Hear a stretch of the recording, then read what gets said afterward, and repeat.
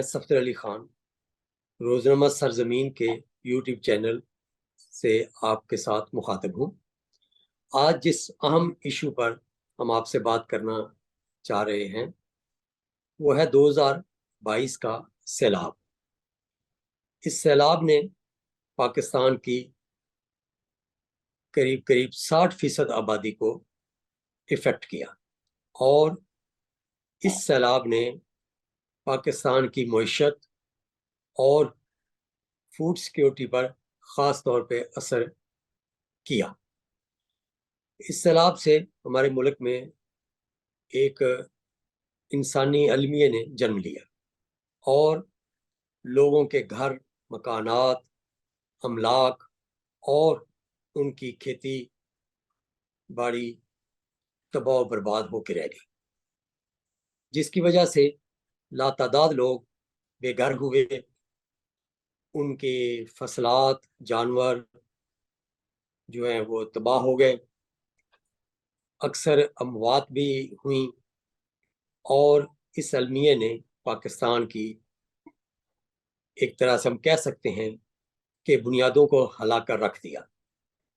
इस इंसानी अलमिये के मौका पर जो लोग दूर बैठे हुए हैं वो उस दुख का शायद अंदाजा नहीं कर सकते जो वहां के बासियों ने झेला।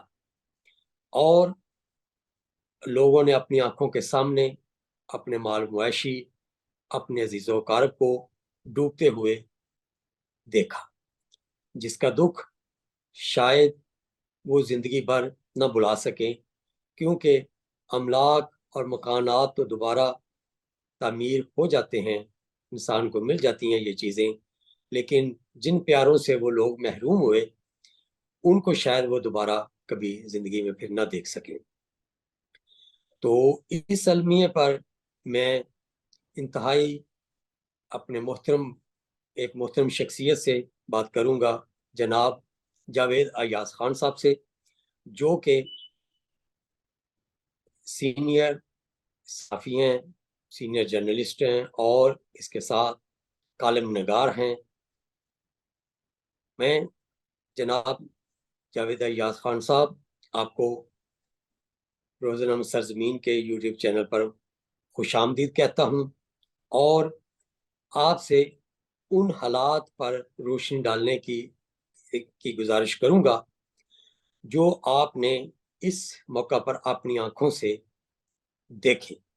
तो पहले आप हमें उस सैलाब की तबाहकारियों से के मुतल्लिक आगाह फरमाएं, उसके बाद फिर हम इसकी जो रिहेबिलिटेशन हुई है उस पर बात करेंगे। तो पहले हम आपसे ये सुनना चाहेंगे कि वो कौन से हालात थे कि जिसकी वजह से लोगों का इतना ज्यादा नुकसान हुआ। अस्सलाम वालेकुम राना साहब, बहुत शुक्रिया। आपने मुझे हाँ, सरजमीन टीवी पर मौका दिया कि मैं आपको अपने जज्बात, अपने ख्यालात से आगाह कर सकूं। सबसे पहले तो मैं आपको इस चैनल की आगाज और इफ्तिताह पर मुबारकबाद पेश करता हूं। अल्लाह ताला शुक्रिया। इसको आपके लिए, हमारे लिए मुबारक और अच्छा साबित करे। जहां तक आपने सैलाब के बारे में सवाल किया है, तो मैं शायद चंद उन लोगों में से हूँ जिन्होंने जो सैलाब से मुतासिर भी हुए हैं और जिन्होंने सैलाब में काम भी किया है। मैं हम्म, 1973 में रजाकाराना तौर पर गवर्नमेंट और सिविल इदारों के साथ और फौज के साथ रिलीफ और रेस्क्यू के लिए काम कर चुका हूँ।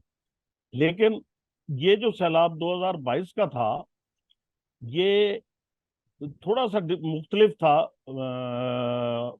पिछले सैलाबों से, कि हम्म, ये सिर्फ ग्लेशियर और बारिशों की वजह से नहीं था, बल्कि ये जो ग्लोबल वार्मिंग है और जो हमारी एक क्लाइमेट चेंज का अंसर है, उसकी वजह से एक्स्ट्रा ऑर्डिनरी बारिशें इसका बायस बनी।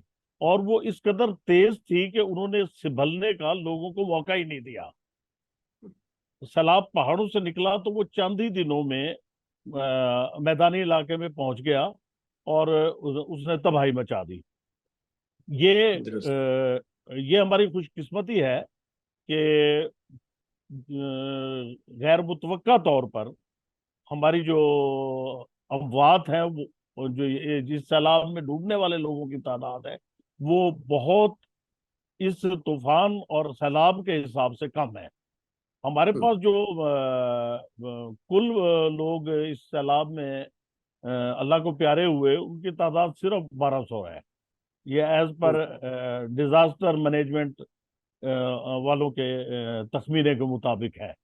हम्म, सैलाब ने मैदानी इलाकों में आके जो तबाही मचाई, वो ज्यादा इसलिए मचाई कि यहाँ लोगों को सिबलने का मौका नहीं मिला। वो हम्म, लोग उनका इनकलाब पॉसिबल नहीं हो सका, उन्हें बर वक्त इतला नहीं मिल सकी। सैलाब की अगर बर वक्त इतला मिल जाए तो लोग महफूज मुकामात पे शिफ्ट हो जाते हैं, लेकिन इस सैलाब ने उन्हें इस चीज का मौका नहीं दिया, और जिसकी वजह से वो फंस कर रह गए। और एक एक तरफ तो इंसानी जाने तो खैर अल्लाह का शुक्र है बहुत कम जाया हुई, लेकिन कम से कम 80,000 जानवर जो है वो इसमें जाया हो गया। इसमें हमारे मुल्क का 3.5 करोड़, हमारे मुल्क का 3.5 करोड़ अवाम जो है ना, वो इसमें मुतासिर हुए हैं। और हम्म, हमारे बलूचिस्तान सरहद, जनूबी पंजाब और सिंध के तकरीबन 60% इलाके में सैलाब ने अपनी तबाही मचाई है। अगर हम्म, आप ये देखें कि तो टोटल हमारा जो फसलों का, मवेशियों का, घरों का नुकसान अगर तखमीना लगाया जाए तो वो $10 मिलियन के करीब बनता है, जो रफ हम्म, तखमीना लगाया गया है। जो हमारी जो जानवर हैं और जो घर हैं, जानवर 8 लाख जानवर जाए हुए, और घर 11 लाख के करीब जो है ना तबाह हुए हैं। जो एक बहुत बड़ी तादाद, इतनी बड़ी तादाद है कि जो पहले कभी सामने नहीं आती। इस तबाही में जो सबसे ज्यादा नुकसान हुआ वो हमारे इंफ्रास्ट्रक्चर को हुआ।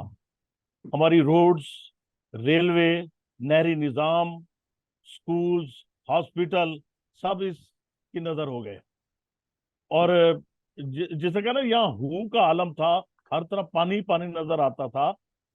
ये आलम था कि जो कब्रिस्तान थे यहाँ के, वो पानी में डूब गए और लाशें निकल कर तैरने लगी।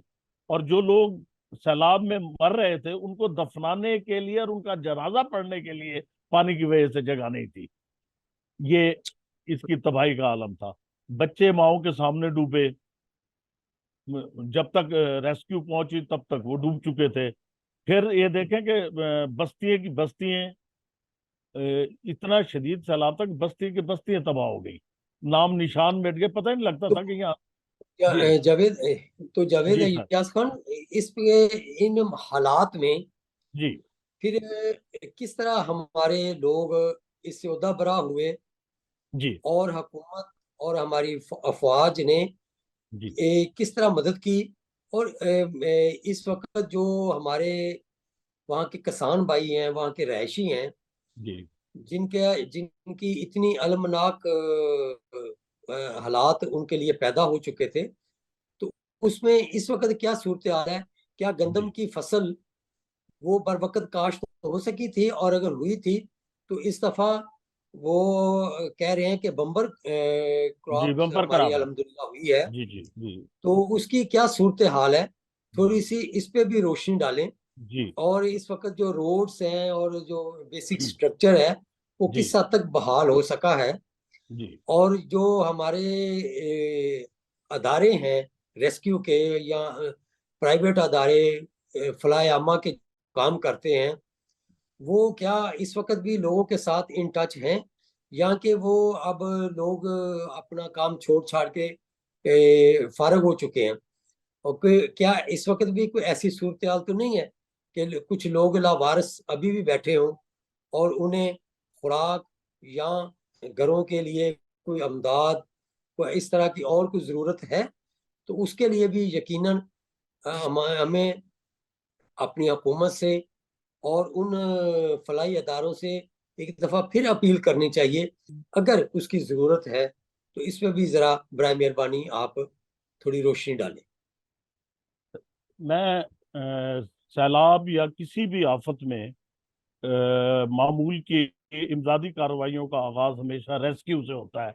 सबसे पहले जो लोग फंसे हुए होते हैं या जो जिनकी जान खतरे में होते हैं उन्हें बचाने का अमल किया जाता है। हमारी अफवाज और फलाही इदारों ने जो क्विक एक्शन करके तकरीबन 40,000 बंदों की जानें बचाई हैं फौरी तौर पे, चंद दिनों के अंदर अंदर। इसमें फौज, सिविल इंतजामिया के साथ साथ अल खिदमत वाले थे, दूसरे फलाही इदारे थे, एनजीओ थे, उसके अलावा रजाकार बड़े यहाँ से जो लोकल रजाकार है वो वहां पहुंच गए थे। 40,000 बंदा जो वहां फंसा हुआ था उसको इन्होंने विद इन नो टाइम वहां से बचा लिया।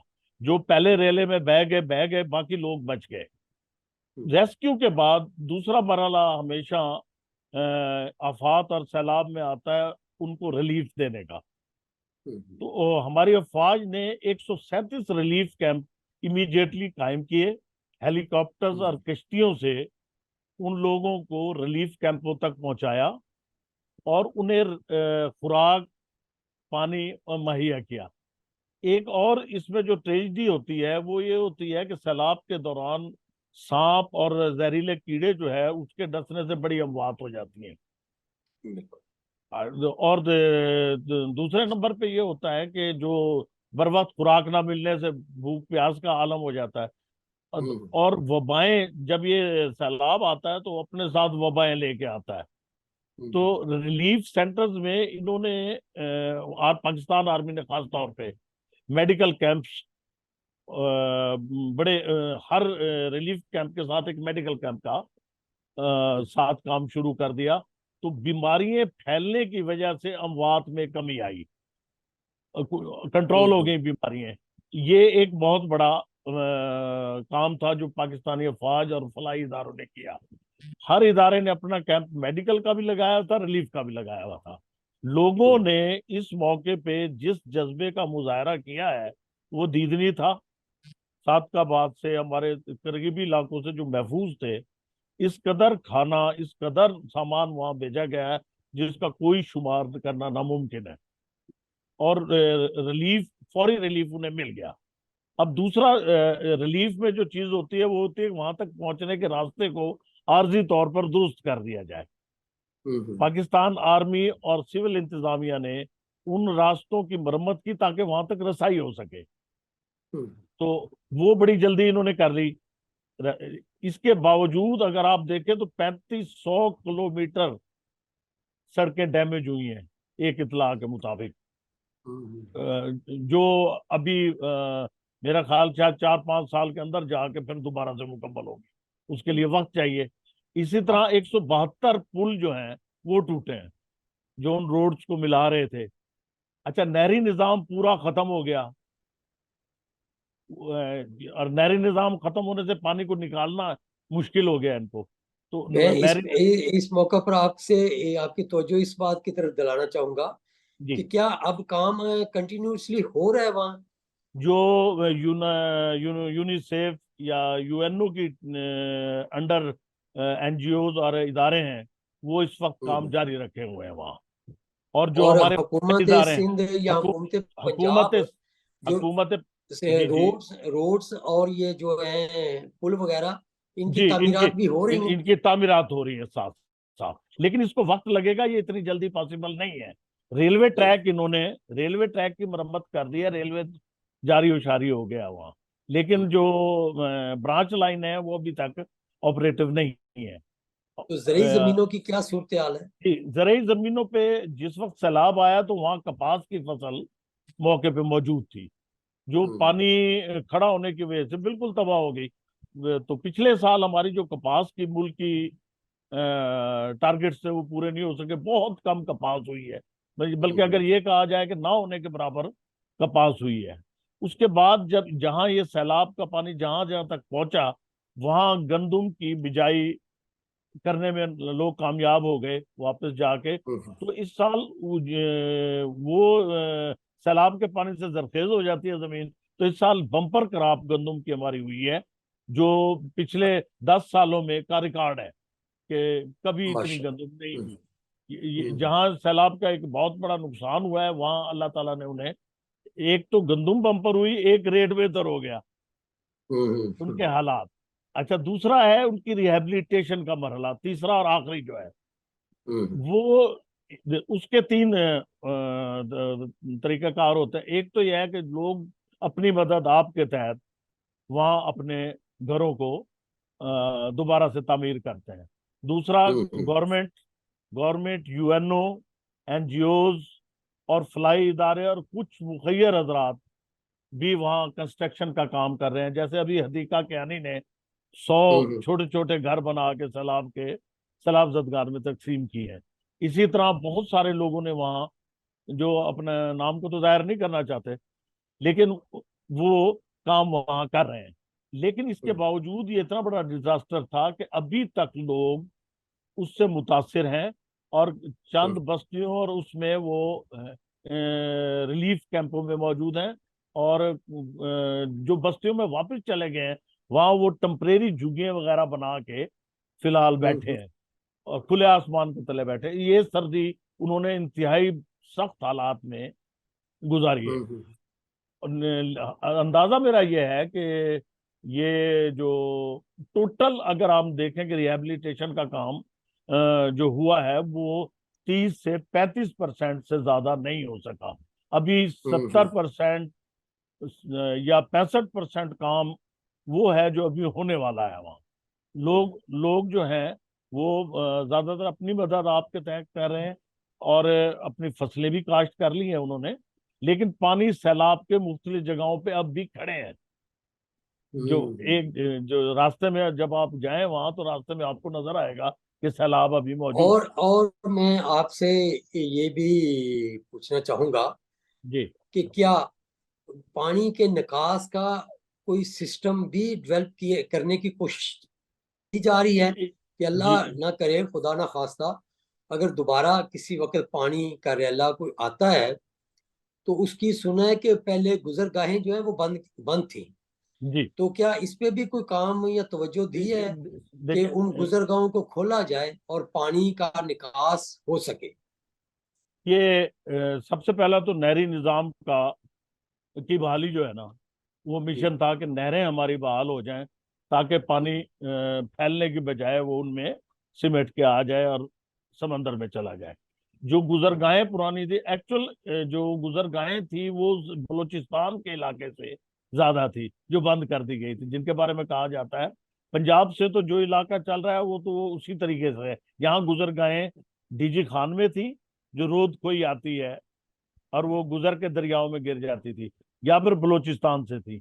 उन गुजरगाहों पे आबादियां और लोगों ने अपने फसलें वगैरह काश्त कर ली थी।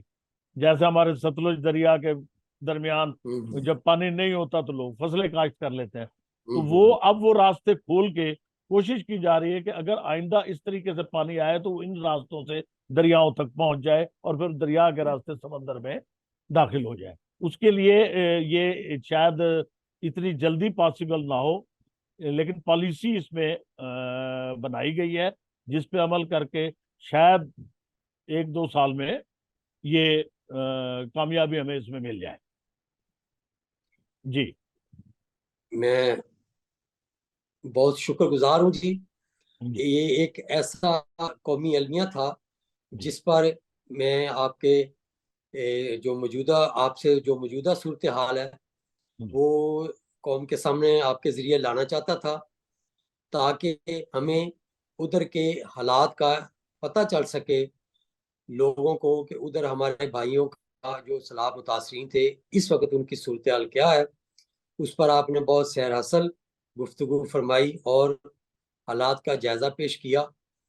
मैं उम्मीद करता हूँ कि हमारी हुकूमत सूबाई और वफाकी इस काम को जारी और सारी रखेगी, और वहाँ के रहने वाले लोगों के लिए जो आसानियाँ पैदा हो सकती हैं, जो उनको सहूलतें मुयसर की जा सकती हैं, उनके मकानात के तामीर के सिलसिले में या उनकी ज़राअत की ज़रूरियात के सिलसिले में, वो यकीनन और लाजमी उन्हें मुहैया की जाएंगी। दुरुस्त। बहुत शुक्रिया। मेरी इंशाल्लाह। एक सरजमीन के तवस्सुत से मैं दरख्वास्त करना चाहूंगा जरूर। कि आइंदा सैलाब के को रोकने के लिए चंद इकदामात जरूर उनके सामने लाए जाएं, जिनमें से एक बर वक्त इंफॉर्मेशन है कि लोगों को हम्म। बर वक्त इंफॉर्मेशन दी जा सके ताकि वो बड़े नुकसान से बच सकें। हम्म। दूसरे नंबर पे जो ये डिजास्टर उस वक्त तक रहेगा जब तक हम डैम बनाने में कामयाब नहीं हो जाते, क्योंकि हम्म। पहाड़ों से पानी जब निकलता है तो उसका रास्ता रोकने की कोई जगह हमारे पास नहीं है। हम्म। हमारा पानी, बेशुमार पानी समंदर में जाया हो रहा है जाके, जो एक किसी नेमत से कम नहीं है। और और हमारी तबाही फैला कर जाता है। और इसके सारी साथ ये तबाही, मुझे बिल्कुल तबाही फैला के जाता है इसमें। बजाय इसके कि वो पानी हमें कोई फायदा दे, वो पानी हमारी हमें नुकसान दे के जाता नुकसान दे के जाया हो है। जाता है हर साल। जाया हो जाता बेशुमार पानी हमारा जो है ना, वो समझे बह जाता है, जाया हो जाता है। है। तो मेरी दरख्वास्त ये होगी, एक तो डैम की तरफ तवज्जो दी जाए, छोटे छोटे डैम बनाए जाएं, पानी को हम्म। रोका जाए। दूसरे ये है कि इस मौके पर जो मेरी एक राय है कि जो हमारे दरिया जो सिंतास मुआहदे के मुताबिक बंद हो चुके हैं, हम्म। जैसे सतलुज है, रावी है, और एक और दरिया है, ये तीन दरिया हमारे, ब्यास है, तो हम्म। इनको कनेक्ट कर दिया जाए बड़े दरियाओं से। हम्म। एक एक इनके दरमियान ऐसी गुजरगाह बना दी जाए कि अगर पानी एक लेवल से ज्यादा हो तो वो बह के इन दरियाओं में आ जाए, ताकि हाँ जी, ये प्रेशर से। बहुत अच्छी तजवीज़ें हैं। हाँ यकीनन ये जी, औकाम बाला के तक पहुंच गई होंगी, बहुत। इंशाल्लाह पहुंचेंगी। जी और उम्मीद है कि जो हमारे पॉलिसी साज अदारे हैं वो जी, इन चीज़ों पर गौर करेंगे और अपने कौम मिल्लत के लिए फलाह बेशक। के कामों में ज़रूर हिस्सा डालेंगे। एक बार बहुत बहुत शुक्रिया फिर आपका जनाब। थैंक यू इंशाल्लाह जनाब, बहुत शुक्रिया अगले किसी साहब। इशू पे आपसे ज़रूर बात इंशाल्लाह, होगी। इंशाल्लाह अल्लाह आप फिर हाफिज। आप